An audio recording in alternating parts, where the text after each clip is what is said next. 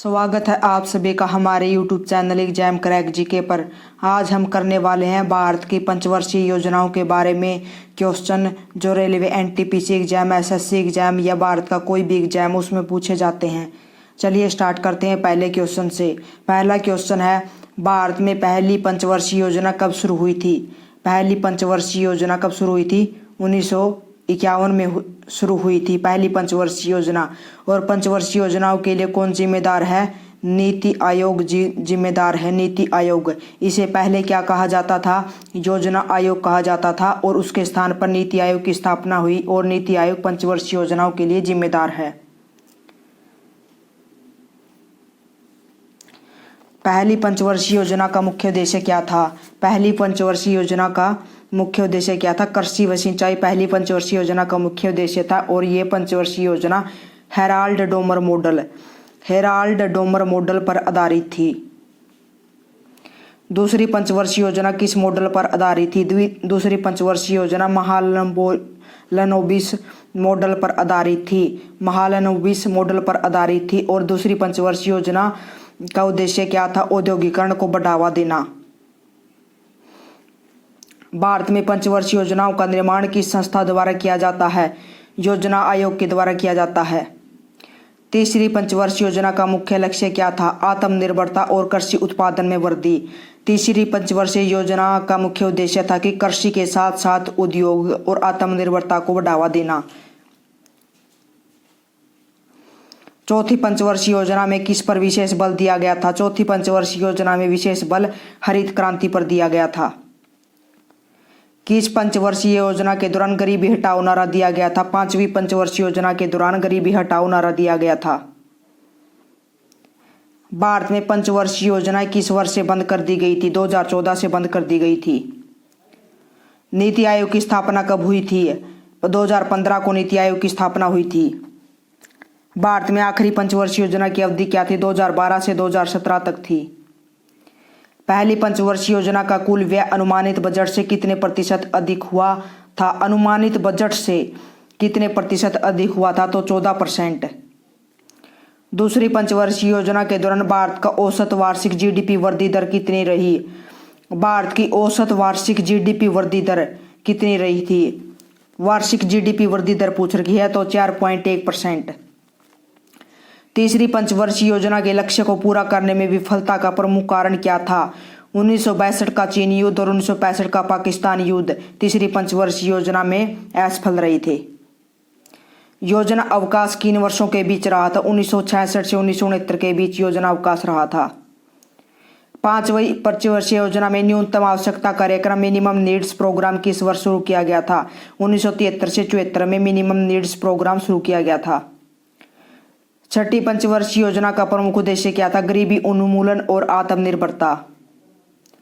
सातवीं पंचवर्षीय योजना में किस कार्यक्रम पर सबसे अधिक बल दिया गया था? सातवीं पंचवर्षीय योजना का मुख्य उद्देश्य क्या था? सबसे पहले तो रोजगार था और दूसरा था पोषण और सूचना प्रौद्योगिकी। आठवीं पंचवर्षीय योजना किस वर्ष शुरू हुई थी? 1992 में शुरू हुई थी आठवीं पंचवर्षीय योजना। नौवीं पंचवर्षीय योजना के दौरान किस अंतर्राष्ट्रीय आर्थिक संकट का सामना करना पड़ा था? नौवीं पंचवर्षीय योजना के दौरान 1997 में एशियाई मुद्रा संकट आया था। 10वीं पंचवर्षीय योजना का लक्ष्य जीडीपी वृद्धि दर क्या थी? मतलब वृद्धि दर क्या थी? 8% तय की गई थी लेकिन मिली कितनी थी? 7.7%। 11वीं पंचवर्षीय योजना का नारा क्या था? तेज और समावेशी विकास। 12वीं पंचवर्षीय योजना के दौरान किस वैश्विक आर्थिक घटना का प्रभाव भारत की वृद्धि दर पर पड़ा? 2008 का वैश्विक आर्थिक संकट के बाद की मंदी। पहली पंचवर्षीय योजना में कुल निवेश का लगभग कितने प्रतिशत कृषि एवं सामुदायिक विकास पर खर्च किया गया था? अगर बजट का पूछे तो बजट का कितना व्यय किया गया था? तो 14% और कृषि का पूछे तो 31%। दूसरी पंचवर्षीय योजना में बाहरी उद्योगों के विकास के लिए किस नीति को आधार बनाया गया था? सबसे पहले दो नीतियां आती है, एक तो इंडस्ट्रियल पॉलिसी रिजोल्यूशन 1948, इसको चेंज करके दूसरी पॉलिसी आई थी इंडस्ट्रियल पॉलिसी रिजोल्यूशन 1956। तो यही जो नीति थी वो द्वितीय पंचवर्षीय योजना में लागू हुई थी। योजना अवकाश 1966 से 69 के दौरान किन 3 वार्षिक योजनाओं को लागू किया गया था? वार्षिक योजना 66 से 67, 67 से 68, 68 से 69। चौथी पंचवर्षीय योजना के दौरान हरित क्रांति के लिए कौन सा मुख्य कार्यक्रम लागू किया गया था? HYV बीज कार्यक्रम, क्योंकि जो हरित क्रांति आई थी वो 1960 के दशक में आई थी और चौथी पंचवर्षीय योजना थी हरित क्रांति के लिए हाई इल्ड वैरायटी के बीजों का प्रयोग किया गया था, तो हाई इल्ड वैरायटी बीज कार्यक्रम शुरू किया गया था।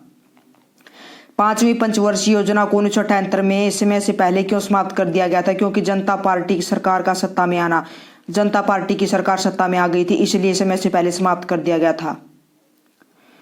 छठी पंचवर्षीय योजना के दौरान भारत ने किस आर्थिक नीति को अपनाया था? समाजवादी मिश्रित अर्थव्यवस्था। छठी पंचवर्षीय योजना के दौरान भारत ने किस आर्थिक नीति को अपनाया? समाजवादी मिश्रित अर्थव्यवस्था। सातवीं पंचवर्षीय योजना का प्रमुख नारा क्या था? उत्पादकता में वृद्धि और रोजगार। आठवीं पंचवर्षीय योजना के दौरान किस बड़े सुधार प्रक्रिया की शुरुआत हुई थी? LPG की शुरुआत हुई थी। लिबरलाइजेशन, प्राइवेटाइजेशन और ग्लोबलाइजेशन। उदारवादी और ग्लोबलाइजेशन, प्राइवेटाइजेशन, विनिवेश। नौवीं पंचवर्षीय योजना में किस क्षेत्र को सर्वाधिक प्राथमिकता दी गई थी? नौवीं पंचवर्षीय योजना में बुनियादी ढांचा विकास को प्राथमिकता दी गई थी। 10वीं पंचवर्षीय योजना के दौरान किस नई योजना निगरानी प्रणाली की शुरुआत हुई थी?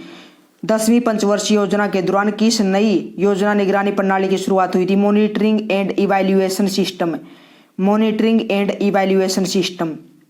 10वीं पंचवर्षीय योजना के दौरान किस नई योजना निगरानी प्रणाली की शुरुआत हुई थी? Monitoring and evaluation system. 11वीं पंचवर्षीय योजना में शिक्षा के लिए कौन सा प्रमुख कार्यक्रम शुरू किया गया था? 11वीं पंचवर्षीय योजना में सर्व शिक्षा अभियान। 12वीं पंचवर्षीय योजना में स्वास्थ्य क्षेत्र के लिए GDP का कितने प्रतिशत खर्च करने का लक्ष्य रखा गया था? 2.5%।